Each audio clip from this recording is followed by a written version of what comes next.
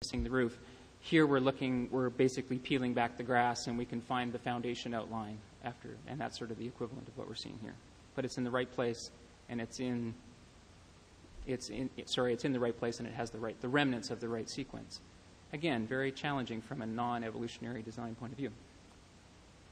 So the fallback position, of course, is that it will have a function.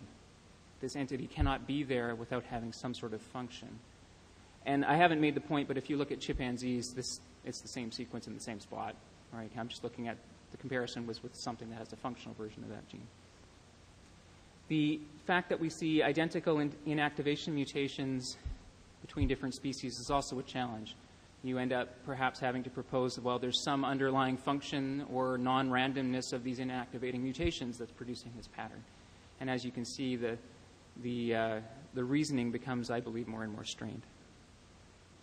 Okay, so just to briefly run through this from the point of what I believe the most parsimonious explanation for this data is before we move on to population genetics is pretty simple. We have two competing hypotheses. We have common descent, and we have some sort of non-common descent designer. And again, I'm restricting the discussion to those two categories. I'm aware that there are other categories available, but these suit our purposes.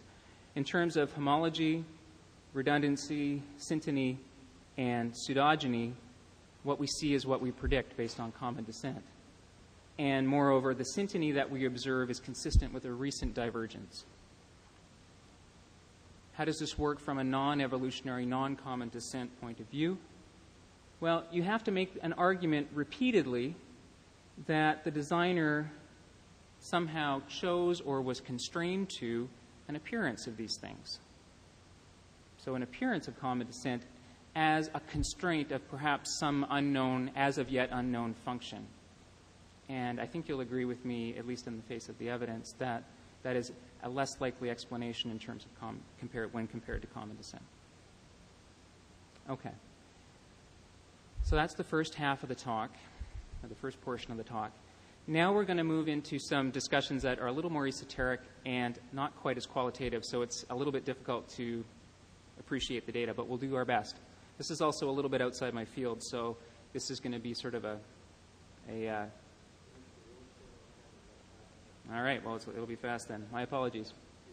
All right, okay. So there's different ways of using genomics data to infer ancestral population sizes. I'm going to speak to two different versions, and the first I'll speak to more thoroughly, and then the last I'll just gloss over because of time. The issue is, now that we can recognize the different amounts of genetic heterogeneity in human populations, this provides us with a mechanism for estimating population sizes, in a nutshell.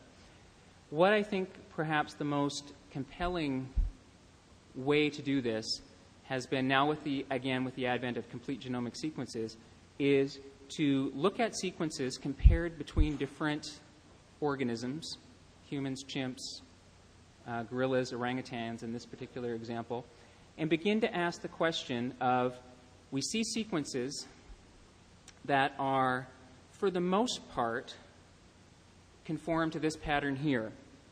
This pattern here is the prediction that any given sequence between humans and chimps would converge or coalesce between these two species before that sequence coalesces with chimpanzees and gorillas, with gorillas farther up.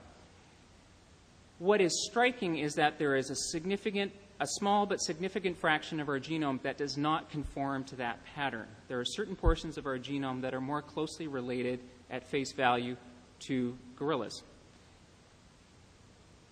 Here's just a schematic example, or a data set from this paper that you can look at. It's open access, that assesses the probability of different related states across the genome. What we see for the most part across the genome is that issue of we converge or coalesce most quickly with the chimpanzee sequence. But there's a certain and significant fraction that doesn't. And you can see like wherever it's a red bar, that's where we're coalescing with chimpanzee. But then the blue or the green is where we're coalescing more rapidly with other great apes. The take-home message, and it's difficult to explain briefly and and succinctly. But that type of pattern is not consistent with a bottleneck that passes through only 2 individuals.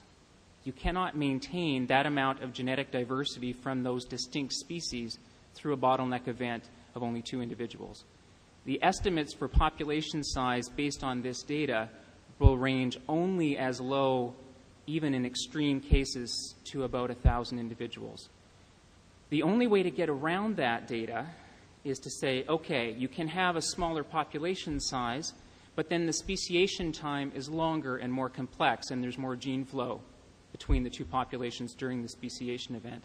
Neither of those options is theologically palatable. So if you want a fast speciation through 2 ancestors, the data is just not going there. There you go. That's the short version. Okay, we'll skip the linkage disequilibrium studies. So what do we see in terms of population genetics? We see a complex speciation through a large ancestral population, and again, same argument from the non-evolutionary design point of view. Okay, some very brief thoughts on scientific concordism, and I feel free not to speak too long to this because of the theologians following. In essence, it's not a good idea in my mind. This is it's sort of what I view as what I call ratcheting concordism versus the actual ancient Near Eastern phenomenological perspective that we'll hear spoken to shortly. What I mean by ratcheting concordism is this notion of, in the face of overwhelming evidence, you take your position and go, I really don't like that. You ratchet over one position and there you lock in until another point of evidence moves you further and further. And I would counter that that's perhaps not a higher view of Scripture and leave it there. My apologies for going over.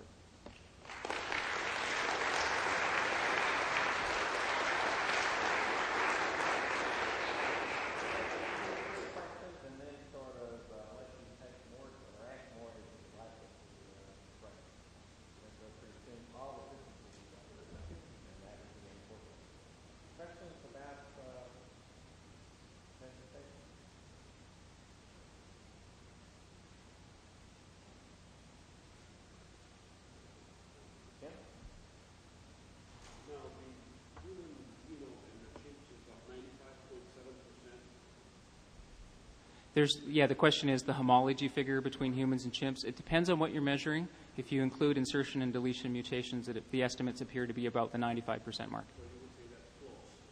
Yes. Then what makes the difference between a chimp and a human being? The question is, well, then in the face of this sort of overwhelming correspondence, what makes us different?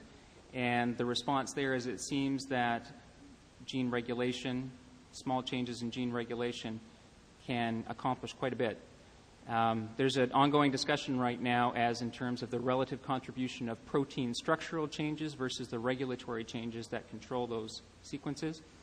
At this point, it looks like the evidence is leaning towards more changes in regulatory sequences over opposed to structural changes, but there are some structural changes too, so it's going to be a bit of both.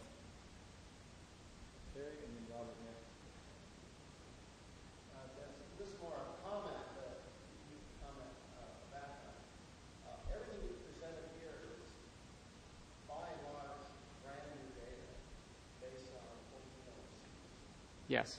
And what I've noticed is that the idea of common ancestry with primates was around a long time before any of this data existed. That's right. And yet you seem to have a striking confirmation, of the previously existing viewpoint that there was common ancestry. I just wondered if you could comment on that, or just comment on how independent this much new data based on whole genome sequencing is compared to the other data that was granted more sparse, but pre-existing.